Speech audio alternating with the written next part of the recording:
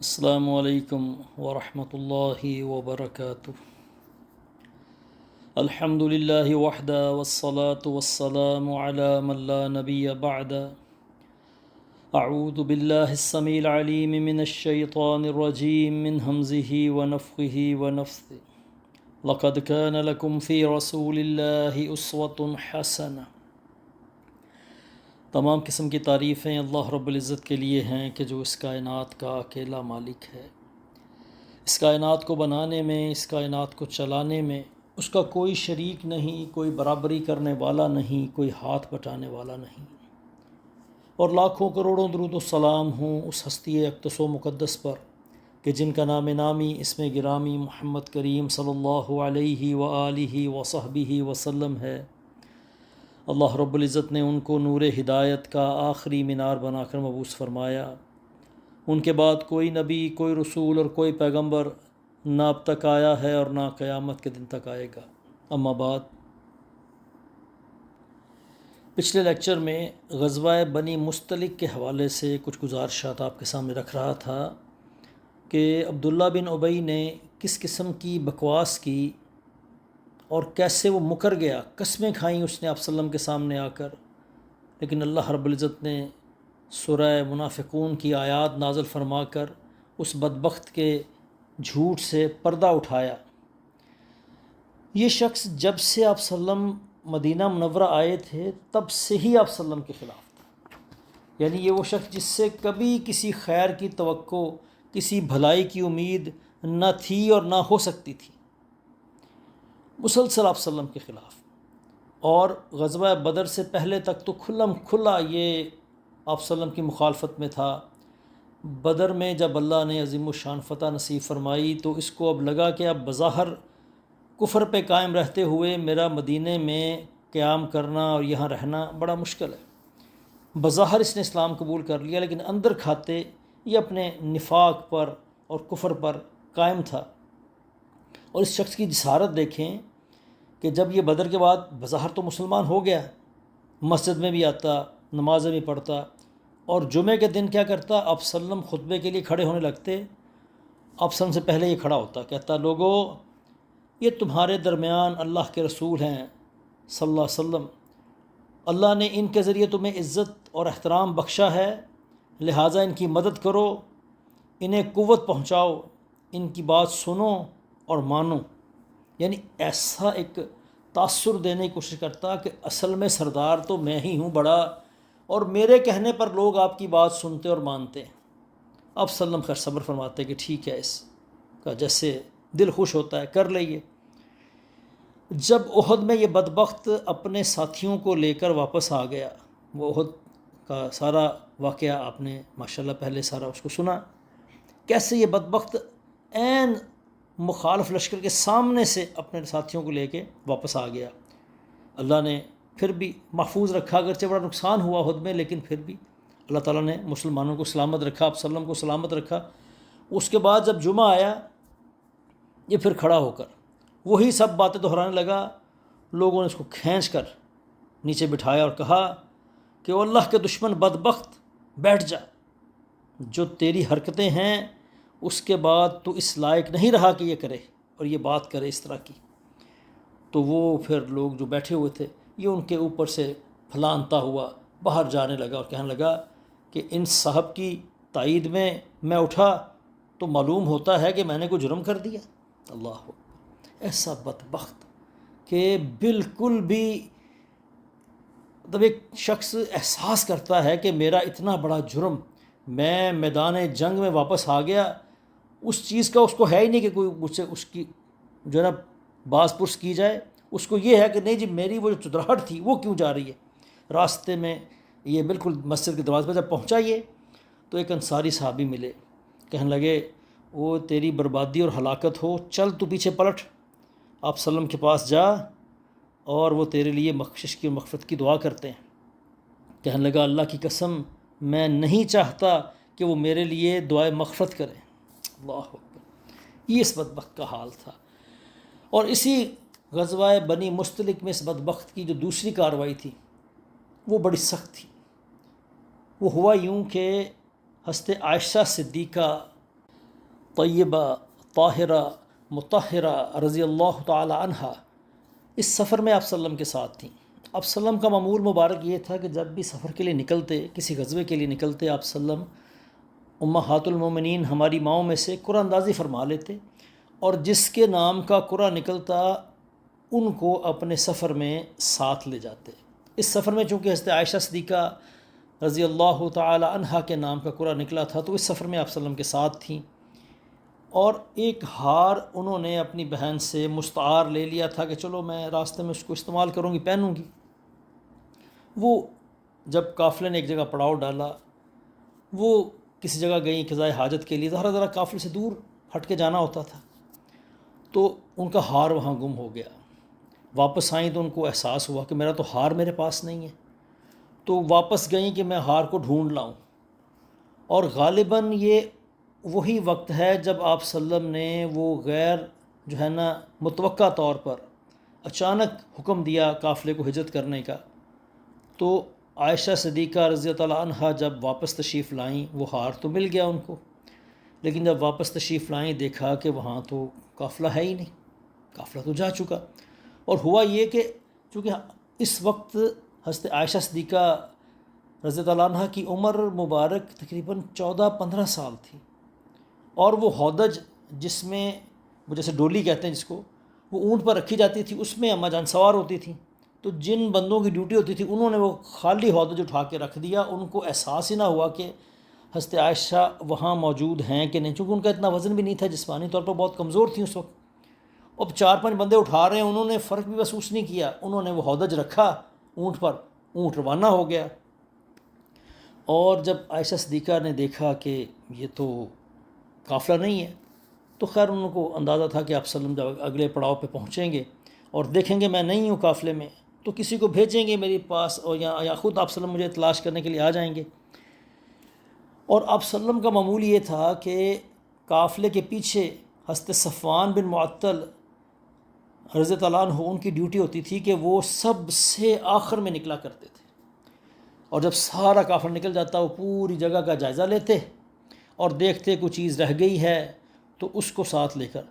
تو صفوان بن معطل ابھی پچھلے پڑاؤ پر تھے جہاں قافلے نے پچھلا پڑاؤ کیا تھا، وہ وہاں سے روانہ ہوئے، اور ادھر یہاں حضرت عائشہ صدیقہ وہ بیٹھیں، ان کو نیند آ گئی، سو گئیں۔ اور کچھ دیر بعد صفوان بن معطل پچھلے پڑاؤ سے سارا جائزہ لے کر اس پڑاؤ تک آ چکے تھے کہ میں دیکھوں یہاں پر کچھ سامان نہ رہ گیا ہو، تو انہوں نے دیکھا کہ عائشہ صدیقہ رضی اللہ عنہا وہ سو رہی ہیں، تو انہوں نے پردے کا حکم نازل ان سے پہلے اماں جان کو دیکھ رکھا تھا، تو انہوں نے کہا انا للہ و انا الیہ راجعون، زوجۃ رسول اللہ صلی اللہ علیہ وسلم، اللہ کے رسول صلی اللہ علیہ وسلم کی بیوی۔ اور اتنی بات سننا تھی کہ عائشہ صدیقہ رضی اللہ عنہا وہ اٹھ کر بیٹھ گئیں، فوراً پردہ کر لیا، اور حضرت صفوان بن معطل نے اپنا اونٹ بٹھا دیا، اماں جان اس پر سوار ہو گئیں اور چل پڑے، اور راستے میں کوئی بات نہیں کی، حتیٰ کہ تقریباً دوپہر کا وقت ہو گیا کہ جب یہ اگلے پڑاؤ پر پہنچے جہاں آپ وسلم کے قافلے نے پڑاؤ کیا ہوا تھا۔ اب اس بدبخت نے، عبداللہ بن ابی نے جب یہ دیکھا تو اس شخص نے الٹی سیدھی باتیں بنانا شروع کر دیں اور طرح طرح کی بکواسیات شروع کر دیں، حضرت عائشہ صدیقہ پر تہمت لگانا شروع کر دی، اور پھر اپنے پاس سے گھڑتے ہوئے مختلف قسم کے واقعات ان میں رنگ بھرنا شروع کر دیا، جی یہ قصہ اور یہ وہ بے شمار بکواسیات۔ اور پھر بالخصوص جب مدینے واپس آئے تو چونکہ مدینے کے انٹرنس پر ہی ان کے بیٹے نے، عبداللہ بن ابی کے بیٹے نے ہی اس بدبخت کو روکا تھا، اور آپ وسلم کی اجازت سے پھر اس کو مدینے میں آنے کی اجازت ملی تھی، تو اس نے مدینے آ کر نہ پھر اس پروپیگنڈے کو بہت تیز کر دیا۔ اور ادھر اللہ کا حکم کہ تقریباً 1 مہینہ ہو گیا اس بدبخت کو بکواسیات کرتے ہوئے، اور اللہ کی طرف سے وحی نازل نہیں ہوئی۔ آپ وسلم پریشان، اور حتیٰ کہ آپ وسلم نے حضرت علی رضی اللہ عنہ سے مشورہ کیا، تو انہوں نے اشارے کنارے میں کہہ بھی دیا کہ اگر آپ مطمئن نہیں ہیں تو آپ ان کو طلاق دے دیں، کسی اور سے شادی کر لیں۔ جبکہ حضرت اسامہ رضی اللہ عنہ نے جب ان سے بات کی گئی تو انہوں نے مشورہ دیا کہ آپ ان کو اپنی زوجیت میں برقرار رکھیں، لیکن 100 باتیں، معاملہ چلتا رہا، اور حضرت عائشہ صدیقہ رضی اللہ تعالی عنہا کو اس بات کا قطعاً کوئی علم نہیں کہ لوگ کیا کہہ رہے ہیں، چونکہ جیسے ہی وہ سفر سے واپس آئی تھیں ان کو بخار ہو گیا تھا، وہ بیمار تھیں، لیکن وہ چیز محسوس کرتی تھیں کہ آپ وسلم کی بیماری کے دوران جیسے ان کی لطف و عنایت ہوتی تھی، آپ وسلم جو ایکسٹرا کیئر کیا کرتے تھے، شفقت اور محبت کا مظاہرہ فرماتے تھے، وہ معاملہ نہیں ہے اس دفعہ۔ تو ایک دن وہ حضرت مستح رضی اللہ تعالیٰ عنہا، حضرت مستح کی جو والدہ تھیں، ان کے ساتھ یہ قضائے حاجت کے لیے رات کو جا رہی تھیں، تو حضرت مستح کا نا پاؤں اپنی ہی چادر میں الجھ گیا، وہ پھسل گئیں، گر گئیں، تو کہنے لگی حالہ مستح ہلاک اور برباد ہو۔ تو حضرت عائشہ صدیقہ رضی اللہ تعالیٰ عنہ نے تعجب سے کہا کہ وہ مسلمان ہیں، بدری صحابی ہیں، آپ ان کے متعلق یہ کیسی بات کر رہی ہیں، آپ کے بیٹا ہے آپ کا وہ کہنے لگی آپ کو نہیں پتہ، آپ کے خلاف جو مہم ہے وہ بھی اس میں شامل ہو گیا، حتیٰ کہ بدری صحابی ہیں، چونکہ ان منافقین کی مہم اور یہ پروپیگنڈا اس قدر شدید ہوا کہ حضرت حسان بن ثابت اور حضرت حمنہ بنت جہش، اللہ اکبر، اتنی عظیم خاتون، اتنی عظیم صحابیہ، اللہ اکبر، وہ بھی اس پروپیگنڈے کا شکار ہو گئی تھی، اور وہ بھی انہی باتیں کرنے والوں کے ساتھ، حضرت مستح بھی ان باتیں کرنے والوں میں، بدبختوں میں، لوگوں میں، ان بد نصیب لوگوں میں، چونکہ یہ صاحب ایمان تھے، منافقین تو باتیں کر ہی رہے تھے، لیکن یہ صاحب ایمان ہو کر بھی اس پروپیگنڈے کا شکار ہو کر ان کے ساتھ جو ہے نا وہ ایسی اور ایسی گفتگو کرنے لگ گئے تھے۔ تو حضرت عائشہ جب گھر آئیں، انہوں نے افسر سے اجازت چاہی کہ مجھے میرے والدین کی طرف جانے کی اجازت دے۔ مقصد ان کا یہ تھا کہ میں وہاں جاؤں اور معلوم کروں یہ کیا معاملہ ہے، یہ سارا کیا چکر ہے۔ تو حضرت عائشہ صدیقہ جب ابوبکر صدیق یعنی اپنے والد کے گھر پہنچیں، اور پھر ان کی والدہ نے ان کو سارا معاملہ بتایا کہ 1 مہینے سے مدینے کے اندر ایسی اور ایسی باتیں ہو رہی ہیں، تو حضرت عائشہ فرماتی ہیں کہ جب میں نے سنا تو بس میرا دل تھا کہ جیسے پھٹ جائے گا، اور رونا اتنا، وہ کہتی میرے آنسو رک ہی نہیں رہے تھے، ساری رات گزر گئی، ایک لمحے کے لیے نہ سوئی، اگلا دن سارا دن گزر گیا، فرماتی ہیں کہ نیند تو دور کی بات، ایک لمحے کے لیے آنسو نہ رکیں، اگلی رات بھی گزر گئی، یعنی 2 راتیں اور 1 دن گزر گیا، حتیٰ کہ اس سے اگلے جب دن چڑھا، آپ وسلم تشریف لائے، اور پھر آپ وسلم نے جو ہے اپنا کلمہ شہادت کے اوپر جو ان الحمد للہ، آپ وسلم نے یہ مسنون کو خطبے کے کچھ الفاظ پڑھے، اور پھر کہا اما بعد عائشہ، مجھے تمہارے متعلق ایسی اور ایسی بات کا پتہ لگا ہے، اگر تم اس سے بری ہو تو اللہ ان قریب تمہاری برات کو ظاہر فرما دے گا، اور اگر خدا نخواستہ تم سے کوئی غلطی، کوئی گناہ سرزد ہو گیا ہے تو اللہ سے مغفرت مانگو اور توبہ کرو، کیونکہ بندہ جب اپنے گناہ کا اقرار کر کے اللہ کے حضور توبہ کرتا ہے تو اللہ اس کی توبہ قبول فرما لیتا ہے۔ حضرت عائشہ فرماتی ہیں جیسے ہی میں نے آپ وسلم کی زبان اقدس سے الفاظ سنے تو میرے آنسو جیسے بالکل رک گئے، تھم گئے، اور میں نے کہا اپنے والدین سے کہ ان کا جواب دیں آپ وسلم کو اس بات کا۔ کہنے لگی کہ ہم آپ وسلم کو کیا جواب دیں؟ تو پھر حضرت عائشہ صدیقہ نے فرمایا، کہنے لگی واللہ میں جانتی ہوں کہ یہ بات سنتے سنتے آپ لوگوں کے دلوں میں یہ اچھی طرح بیٹھ گئی ہے، اور آپ لوگوں نے اس کو بالکل سچ ہی سمجھ لیا ہے۔ اگر میں یہ کہوں کہ میں بری ہوں، اور اللہ خوب جانتا ہے کہ میں بری ہوں، تو آپ لوگ میری بات کو سچ نہیں سمجھیں گے، اور اگر میں کسی چیز کا اعتراف کر لوں حالانکہ اللہ خوب جانتا ہے کہ میں ہر ایک الزام سے بری ہوں، آپ اس کو سچ مان لیں گے۔ ایسی صورت میں میرے لیے آپ لوگوں کے لیے وہی مثال ہے جیسے حضرت یوسف علیہ السلام کے والد نے کہا تھا فصبر جمیل واللہ المستعان علی ما تصفون، کہ صبر ہی بہتر ہے، اور تم لوگ یعنی آپ سب لوگ جو کہتے ہیں اس پر میں اللہ کی مدد طلب کرتی۔ یہ بات فرما کر حضرت عائشہ صدیقہ رضی اللہ تعالیٰ عنہ ایک دوسری طرف جا کر لیٹ گئیں، اور کچھ ہی دیر بعد آپ وسلم پر وحی کی کیفیت جو ہے وہ طاری ہو گئی، اور جب آپ وسلم اس وحی کی کیفیت سے فارغ ہوئے، آپ وسلم کا چہرہ جو ہے خوشی سے جو ہے وہ چمک رہا تھا، آپ وسلم خوش ہو رہے تھے، اور فرمایا کہ اے عائشہ اللہ نے تمہیں بری فرما دیا۔ اس پر حضرت عائشہ صدیقہ کی والدہ نے کہا حضرت عائشہ سے کہ اٹھو، آپ صلی اللہ علیہ وسلم کی طرف بڑھو تاکہ ان کا شکریہ ادا کر سکیں کہ اللہ نے آپ کی برات کا جو ہے وہ اعلان فرما دیا ہے۔ تو حضرت عائشہ صدیقہ جو ہے بڑے ناز سے کہنے لگیں کہ میں تو نہیں بڑھوں گی ان کی طرف، میں تو صرف اللہ کی حمد بیان کروں گی، اللہ تعالیٰ رحم فرمائے۔ اس کے بعد پھر جو ہے جتنے لوگ اس میں صاحب ایمان شامل تھے، حضرت مصطح بن اثاثہ اور حضرت حسان بن ثابت، حضرت حمنہ بنت جحش، ان پر جو ہے حد نافذ کی گئی الزام لگانے کی، 80 کوڑے ان کو مارے گئے۔ اور بعض روایت میں ہے کہ عبداللہ بن ابی کو بھی جو ہے وہ کوڑے مارے گئے، لیکن کچھ روایت ایسی ہیں جس میں یہ آتا ہے کہ اس کو چھوڑ دیا گیا تھا، چونکہ جب دنیا میں سزا دے دی جائے تو آخرت میں پھر انسان بری ہو جاتا ہے۔ لیکن اس بدبخت کے لیے عذاب چونکہ اللہ کے ہاں انتہائی سخت ہے اور اس میں کسی قسم کی تخفیف نہ ہو پائے، تو بعض روایت میں آتا ہے کہ دنیا میں اس کو یہ جو اس کی جو کھلا اور واضح جرم تھا اس پر بھی جو ہے کسی قسم کی حد نافذ نہیں کی گئی، تاکہ اس بدبخت کو اپنے تمام جرائم کا پورا عذاب جو ہے وہ آخرت میں دیا جا سکے۔ اور اس واقعے کے بعد عبداللہ بن ابی کا سر کچلا گیا، اس کا جیسے زہر نکل گیا۔ اس کے بعد یہ بدبخت کوئی ایسا جو ہے کام نہیں کر سکا، کوئی ایسی کارروائی نہیں کر سکا، چونکہ جیسے یہ کسی قسم کی بات کرتا، اس کے قبیلے کے لوگ اس کے جو ہے نا بات ٹوک دیتے کہ وہ بدبخت چپ کر جا، تو اس قابل ہی نہیں ہے تو کوئی بات کر سکے۔ تو اس کے بعد یہ بالکل جو ہے نا غیر مؤثر ہو گیا۔ اس واقعے کے بعد ہم دیکھتے ہیں کچھ چند ایک لشکر ہیں جن کو آپ صلی اللہ علیہ وسلم نے مختلف موقعوں پر روانہ کیا۔ ان میں سے ایک حضرت عبد الرحمن ابن عوف رضی اللہ تعالیٰ عنہ کی قیادت میں روانہ کیا۔ ان کو روانہ کرنے سے پہلے آپ صلی اللہ علیہ وسلم نے خود ان کو بٹھایا، پگڑی باندھی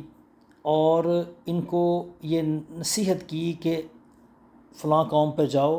ان کو اسلام کی دعوت دو، اگر وہ تمہاری دعوت قبول کر لیں تو ان کے بادشاہ کی بیٹی سے شادی کر لینا۔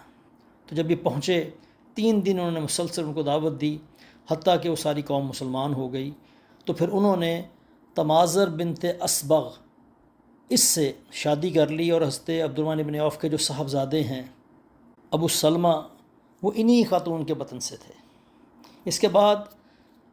بنو سعد کی سرکوبی کے لیے آپ صلی اللہ علیہ وسلم نے حضرت علی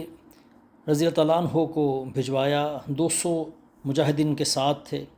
یہ رات کو چھپ جاتے، دن کو سفر کرتے۔ اچانک پھر ان کے سر پہ پہنچے، شبخون مارا ان پر، اور 500 اونٹ، 2000 بکریاں، اور ایسے یہ سارا غنیمت کا سامان سمیٹ کر یہ مدینہ واپس آئے۔ چونکہ وہ لوگ پھر حملہ کرنے پر بھاگ گئے تھے، ان کا ساز و سامان جو ہے ان کے ہاتھ آیا، اور یہ غنیمت کا سارا سامان لے کر اللہ کی مدد سے مدینہ منورہ واپس آئے۔ اور اب تک یہ صورتحال ہے کہ ہجرت کا 6واں سال اختتام کے قریب ہے، اور ذی القعدہ کا مہینہ وہ اس کا چاند طلوع ہو چکا، اور مسلمانوں کو مدینہ آئے ہوئے 6 سال ہو گئے تھے۔ اور ان 6 سالوں میں جتنی مختلف کارروائیاں ہوئی تھیں، اس سے حالات بہت حد تک مسلمانوں کی فیور میں آ چکے تھے، اور مسلمانوں کی فتح اور اسلام کی فتح کے آثار جو ہے وہ بھی اللہ کی رحمت سے نمایاں ہو رہے تھے، اور مسلمانوں کی قوت جو ہے وہ دن بدن اس میں اضافہ ہو رہا تھا کہ آپ صلی اللہ علیہ وسلم نے خواب دیکھا کہ آپ صلی اللہ علیہ وسلم صحابہ کے ساتھ مسجد حرام میں داخل ہوئے، آپ صلی اللہ علیہ وسلم نے خانہ کعبہ کی چابی لی اور صحابہ کے ساتھ بیت اللہ کا طواف کیا، عمرہ ادا کیا، اور جانور ذبح کیے، اور کچھ لوگوں نے سر منڈائے اور کچھ لوگوں نے بال کٹوانے پر اتفاق کیا۔ آپ صلی اللہ علیہ وسلم نے اپنا یہ خواب جب بیان فرمایا تو لوگ بہت خوش ہوئے، چونکہ 6 سال ہو گئے تھے مسلمان بیت اللہ کی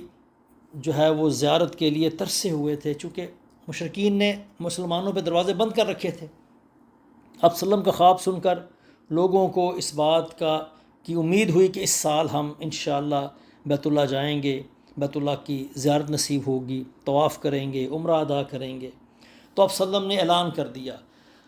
تو گرد و پیش میں تمام قبائل میں اعلان ہو گیا، لیکن کچھ لوگوں نے تھوڑی تاخیر کی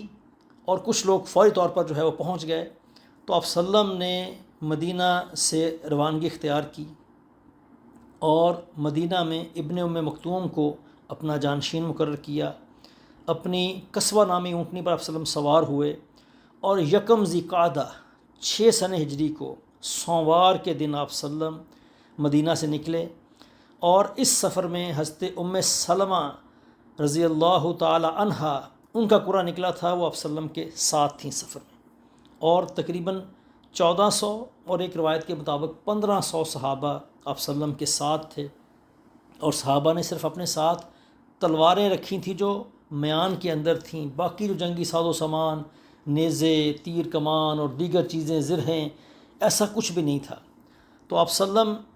نکلے مدینہ منورہ سے، ذوالحلیفہ پہنچے، جہاں آج بہت بڑی مسجد ہے۔ تمام حاجی جو مدینے سے نکلتے ہیں اور مکہ آنے کا ارادہ کرتے ہیں وہیں سے احرام باندھتے ہیں۔ اس وقت یہ کھلی وادی تھی، اور آپ وسلم نے یہاں پر اپنے جو قربانی کا جانور تھا ہدی، اس کو قلادہ پہنایا، کیونکہ عرب میں یہ پہلے بھی دستور تھا قلادہ پہنانے کا، کہ قلادہ پہنایا جاتا تھا، اس کی کوہان کو چیر دیا جاتا تھا، اس سے لوگوں کو اندازہ ہو جاتا تھا کہ یہ وہ جانور ہے جس کو بیت اللہ لے جایا جا رہا ہے، اور اس کو وہاں اللہ کے نام پر ذبح کیا جائے گا، تو اس کے ساتھ، اس قافلے کے ساتھ اور اس جانور کے ساتھ کچھ چھیڑ چھاڑ نہیں کرتا تھا۔ تمام لوگ عرب کے وہ اس کا احترام کیا کرتے تھے۔ تو اس دستور کو اسلام نے قائم رکھا۔ آپ وسلم جو ہے عمرے کے لیے اپنی قربانی کا جانور لے کر نکلے، حتیٰ کہ ویسے اگر آپ عمرہ کے لیے جائیں تو عمرے کے ساتھ قربانی کرنا فرض نہیں ہے، یہ نفل ہے۔ کوئی چاہے تو یہ نفل ادا کرے اپنی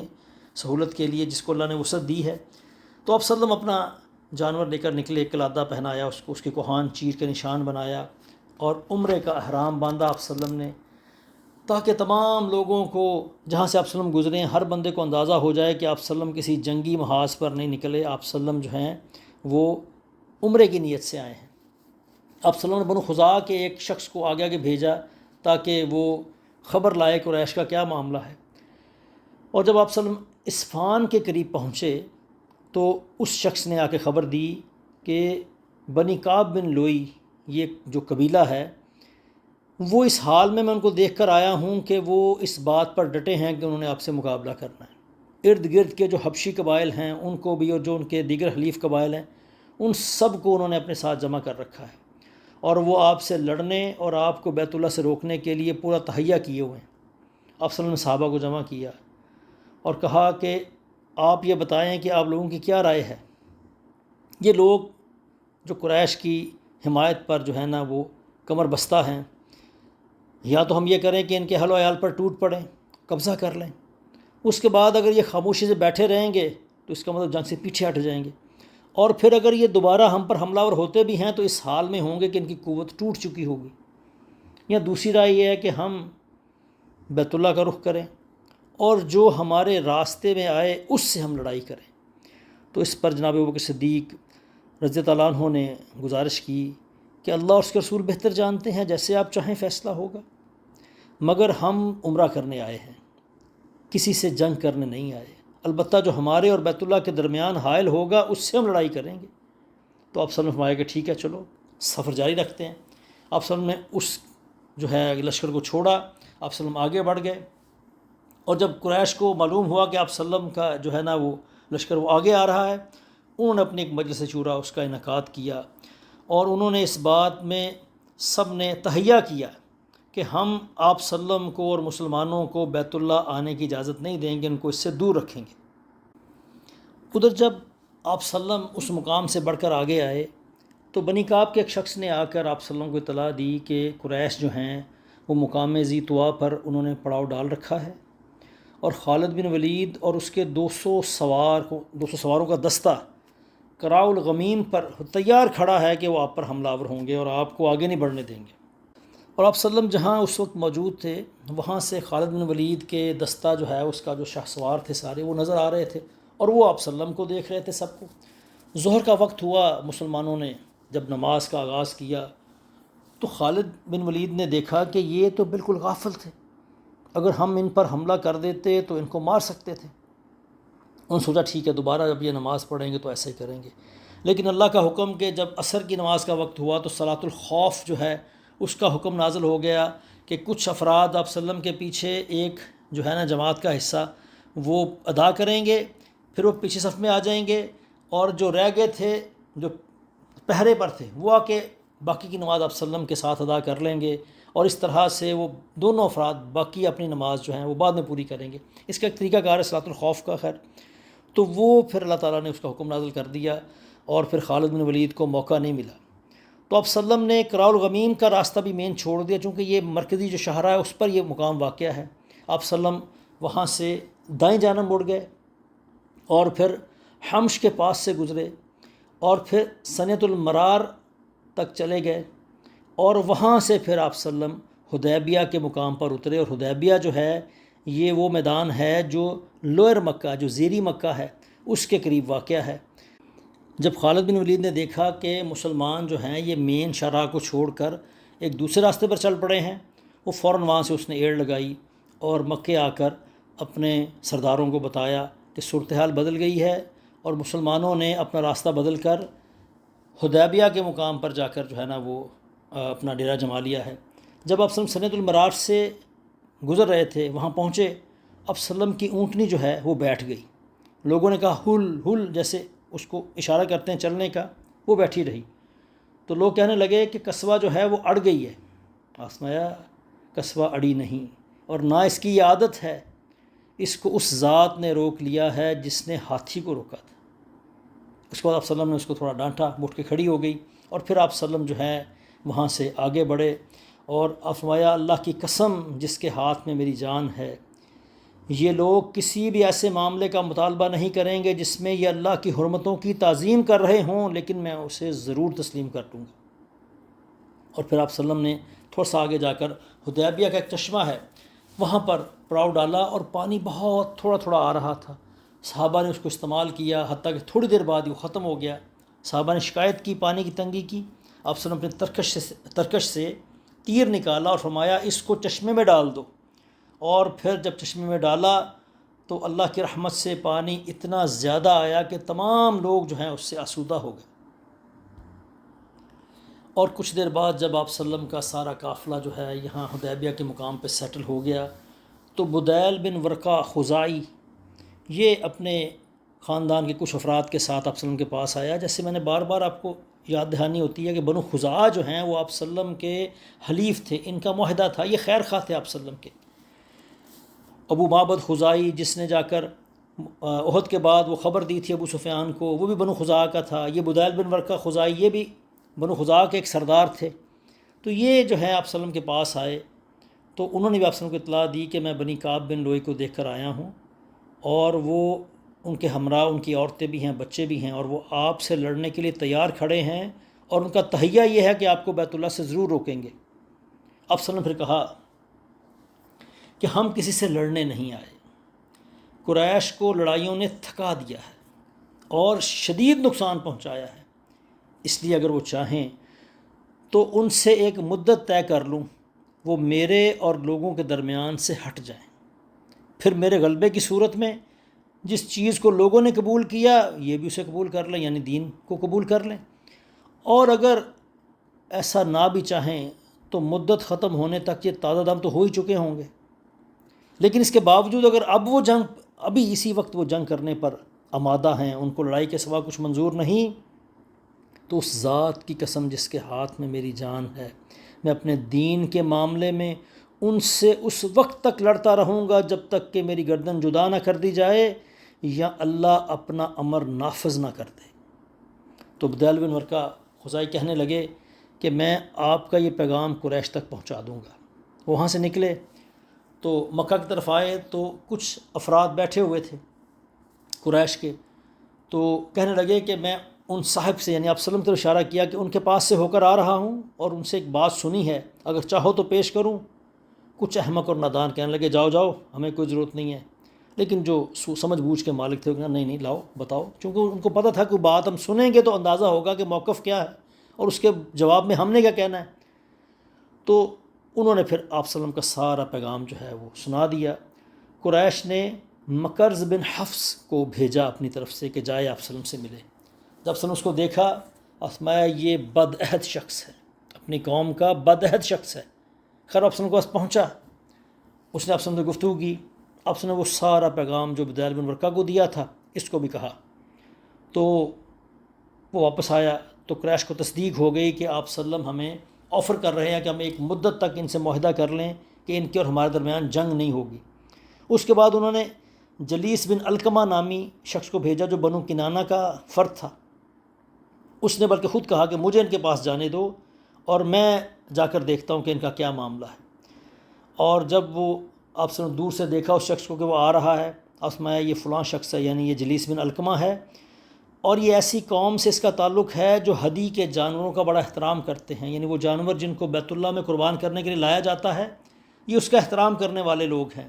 تو تم سب اپنے جانوروں کو کھڑا کر دو۔ انہوں نے صحابہ نے اپنے ساتھ جو ساتھ لائے تھے جانور ان کو کھڑا کر دیا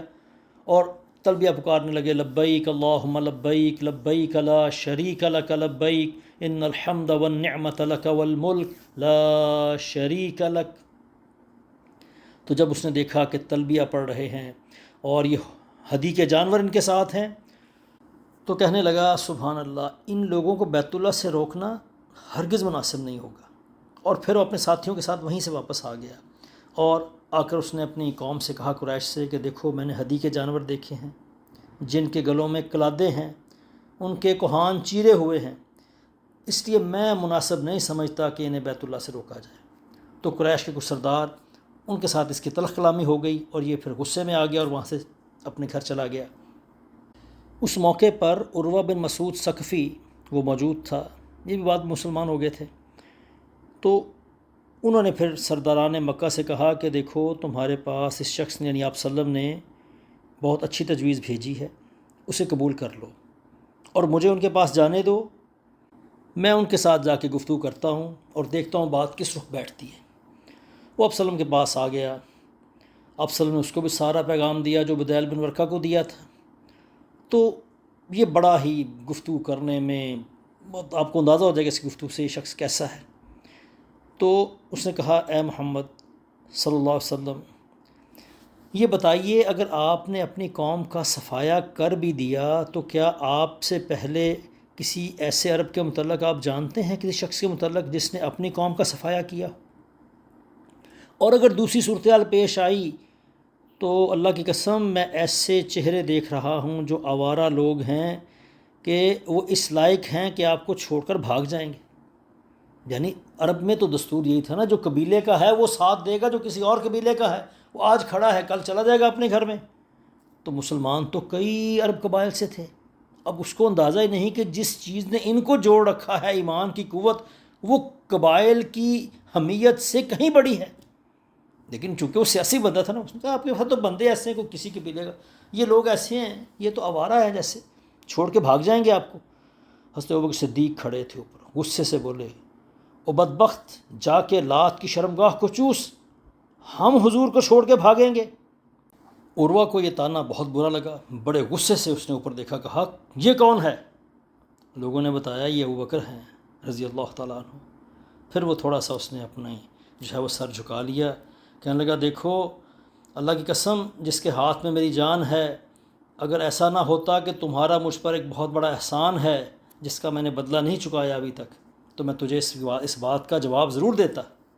اور پھر وہ آپ سے گفتگو کرنے لگ گیا۔ اب عروہ کا یہ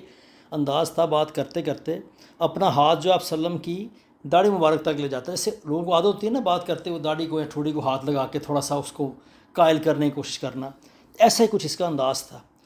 وہ جیسے اس کا ہاتھ اوپر جاتا، مغیرہ بن شعبہ جو اسی عروہ بن مسعود کے بھتیجے تھے، وہ اب صلی اللہ علیہ وسلم کی ایک سائڈ پہ کھڑے ہوئے تھے، جیسے اس کا ہاتھ جاتا وہ تلوار کا دستہ مارتے اور کہتے اپنا ہاتھ نیچے رکھ۔ جب 2-3 دفعہ ہوا نا تو اس نے اٹھا کے دیکھا یہ بندہ کون ہے جو مجھے بار بار تنگ کر رہا ہے۔ پہلے اس نے غور نہیں کیا تھا کہ یہ مغیرہ ہے، تو جب پتہ لگا کہ یہ مغیرہ ہے تو چونکہ حضرت مغیرہ بن شعبہ نے جاہلیت میں دورہ جاہلیت میں کچھ لوگوں کے ساتھ یہ سفر کر رہے تھے تو دھوکے سے ان کو قتل کر دیا، ان کا مال بھی ضبط کر لیا۔ اب جب بعد میں اللہ نے ان کو توفیق دی، مسلمان ہو گئے، آسمائے میں تیرا اسلام قبول کرتا ہوں لیکن تیرا جو یہ مالی معاملہ ہے اس کو میں جسٹیفائی نہیں کرتا۔ تو یہ عروہ بن مسعود جو ان کے چچا تھے مغیرہ بن شعبہ کے، تو انہوں نے بڑی بھاگ دوڑ کی کہ یار یہ اس سارے معاملے سے نکل آئے۔ تو جب پتہ لگا کہ یہ مغیرہ بن شعبہ ہے، وہ کہنے لگا وہ بدعہد، وہ تیری اس بدعہدی کے سلسلے میں بھاگ دوڑ نہیں کرتا رہا تھا، لیکن وہ سارا جاہلیت کا معاملہ تھا اور اسلام یقیناً انسان کے وہ سارے گناہ جو ہیں جو اسلام سے پہلے ہوئے ہوتے ہیں ان کو اللہ تعالیٰ معاف فرما دیتے ہیں۔ ہاں وہ مالی معاملات ہیں تو اس کی ادائیگی کرنا ضروری ہے، تبھی آپ نے فرمایا تھا کہ تمہارا اسلام قبول ہے لیکن جو تمہارے مالی معاملات ہیں اس سے میرا کوئی تعلق نہیں۔ تو خیر مغیرہ بن شعبہ نے اس کے ہاتھ کو پرے کیا۔ اب یہ جو گفتگو کرتا رہا، بات چیت کرتا رہا، اب ادھر تو آپ وسلم کو یہ کہہ رہا تھا کہ یہ لوگ ایسے ہیں جو آپ کو چھوڑ کے بھاگ جائیں گے اور فلاں ایسی باتیں۔ اب یہ ساری بات کر کے جب مکہ آیا واپس، سرداروں کے ساتھ بیٹھا قریش کے، کہنے لگا اللہ کی قسم میں نے کیسر و کسریٰ کے اور نجاشی کے درباروں میں بھی گیا ہوں اور میں نے دیکھا ہے کہ لوگ اپنے بادشاہ کے ساتھ کیسا سلوک کرتے ہیں، لیکن اللہ کی قسم میں نے کسی بادشاہ کو نہیں دیکھا کہ اس کے ساتھی اس کی اتنی تعظیم کرتے ہوں جتنی محمد صلی اللہ علیہ وسلم کے ساتھی ان کی تعظیم کرتے ہیں۔ اگر وہ کھنکارتے ہیں، کوئی تھوک تھوڑا سا پھینکتے ہیں، کوئی نہ کوئی شخص اپنا ہاتھ آگے کرتا ہے کہ اس پر وہ گر جائے اور اس کو اپنے ہاتھ پر اپنے چہرے پر مل لے۔ وہ وضو کرتے ہیں تو لگتا ہے لوگ اس وضو کے پانی کے حصول کے لیے لڑ پڑیں گے آپس میں، وہ چاہتے ہیں کہ ان کے بدن پہ گرے اور اس کو برکت کے لیے اپنے جسم پر مل لیں، اور وہ جب حکم دیتے ہیں اس حکم کی بجا آوری کے لیے سب دوڑ پڑتے ہیں،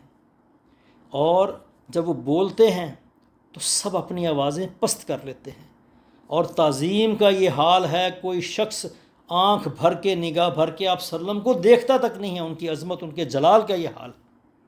آپ کو اندازہ ہو گیا ہوگا یہ شخص کیسا ہے، کیسا سیاسی بندہ، ادھر ان کے حوصلے پست کر رہا ہے، لیکن نوٹ یہ کر رہا ہے